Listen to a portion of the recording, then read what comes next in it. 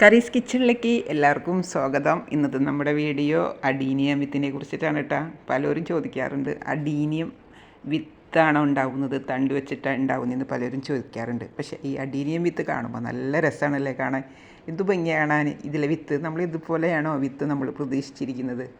സാധാരണ എല്ലാ ചെടികളിൽ നിന്നും വ്യത്യസ്തനാക്കിയിട്ടാണ് ഇവൻ്റെ വിത്ത്. ഈ അഡീനിയം ചെടിയുടെ വിത്ത് തന്നെ കാണുമ്പോൾ രണ്ട് എന്നിട്ട് പറയുമോ, രണ്ട് തണ്ട്. ഇതേപോലത്തെ ഒരു തണ്ട് കാണുമ്പോൾ നമ്മൾ ഒട്ടും പ്രതീക്ഷ കാണില്ല അല്ലേ, ഇങ്ങനെയായിരിക്കും ഇതിൻ്റെ തണ്ട് എന്നുള്ളത്, വിത്ത് എന്നുള്ളത്. അപ്പോൾ നമുക്ക് ഇതിൻ്റെ ഈ രണ്ട് തണ്ടെന്ന് വെച്ച് കഴിഞ്ഞാൽ ഒരു 1.5 മാസം വരെ ഉണ്ട് നമുക്കിതൊന്ന് മൂത്ത് ഉണങ്ങി വരാൻ. അപ്പോൾ ഇത് ഉണങ്ങാൻ വരെ നമ്മൾ കാത്തു നിൽക്കേണ്ട ആവശ്യമില്ല. കാരണം എന്ന് വെച്ച് കഴിഞ്ഞാൽ അത് ഉണങ്ങി എന്ന് കണ്ടു കഴിഞ്ഞാൽ പെട്ടെന്ന് അത് പൊട്ടും. നമ്മൾ ഈ അപ്പൂപ്പൻ താടി പൊട്ടി അതിൽ നിന്ന് പഞ്ഞി പുറത്തേക്ക് വരുമല്ലോ, അതേപോലെ തന്നെ ഇതും ഉണങ്ങിക്കഴിഞ്ഞാൽ പൊട്ടി പുറത്തേക്ക് വീഴും. അപ്പോൾ അതുകൊണ്ട് നമ്മൾ എന്ത് ചെയ്യണം, നമ്മളൊരു റബ്ബർ ബാൻഡ് എടുത്തിട്ട് അതൊന്ന് 2 വശത്തും ടൈറ്റാക്കി കൊടുക്കുക. അപ്പോൾ ഇതിൻ്റെ ഉള്ളിൽ നിന്നുള്ള വിത്തുകളൊന്നും പുറത്തേക്ക് വരില്ല. അല്ലെങ്കിൽ നമ്മുടെ ഈ വിത്തൊക്കെ ഉണ്ടല്ലോ പുറത്തേക്ക് പെട്ടെന്ന് സ്പ്രെഡ് ചെയ്ത് നമുക്ക് പോകും. ഇതിൻ്റെ പല വിത്തുകളും കിട്ടിക്കഴിഞ്ഞാൽ പല രീതിയിലുള്ള നമുക്ക് അഡീനിയം ഫ്ലവേഴ്സ് നമുക്ക് ഉണ്ടാക്കാം. പല രീതിയിൽ നമുക്ക് കാണുമ്പോൾ ഒരേപോലെ തോന്നുകയാണെങ്കിലും ഇതിൻ്റെ കളറുകളൊക്കെ കാണുമ്പോൾ സെയിം ആയിട്ട് നമുക്ക് തോന്നും. പക്ഷേ നമ്മൾ നന്നായിട്ട് നമ്മൾ ഒന്ന് നിരീക്ഷിച്ച് കഴിഞ്ഞാൽ ഇതിൻ്റെ ഫ്ലവേഴ്സിൻ്റെ പെറ്റലിനൊക്കെ ഒത്തിരി വ്യത്യാസങ്ങളുണ്ട് കേട്ടോ. ഒരേപോലെയല്ല, പല പെറ്റലുകളും പല രീതിയിലുള്ളതാണ്. നമുക്കത് കാണുമ്പോൾ ചിലപ്പോൾ ബേബി പിങ്ക് കളറൊക്കെ നമുക്ക് കാണുമ്പോൾ സെയിം കളറായിട്ട് നമുക്ക് തോന്നാം. പക്ഷേ അത് നന്നായിട്ട് നമ്മളൊന്ന് നോക്കിയാൽ അതിൻ്റെ ഷേപ്പുകൾക്ക് തമ്മിൽ ഒത്തിരി വ്യത്യാസമുണ്ട്.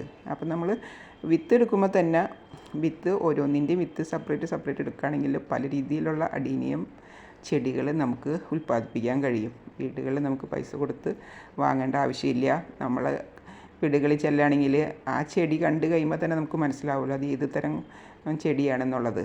അതിൻ്റെ കളറുകളും അതിൻ്റെ പെറ്റലിൻ്റെ ഡബിൾ പെറ്റലാണോ അതിൻ്റെ കളറുകളൊക്കെ നമ്മൾ നോക്കിക്കഴിഞ്ഞാൽ അത് നോക്കി നമുക്ക് വിത്തെടുക്കാൻ പറ്റും. അതിലുള്ള ചെടികളിൽ നിന്ന് തന്നെ പല രീതിയിൽ പല വിത്തുകൾ നമുക്ക് ഉൽപ്പാദിപ്പിക്കാൻ പറ്റും. അപ്പോൾ ഇതിൻ്റെ പെറ്റൽ നോക്കി നോക്കി എന്ത് രസമാണ് കാണാനല്ലേ, നല്ല കൂടി നിൽക്കണ നല്ല എന്നിട്ട് പറയുമോ ഒരു ബൊക്കെ ടൈപ്പിലാണ് ഇത് ഉണ്ടായിരിക്കുന്നത്.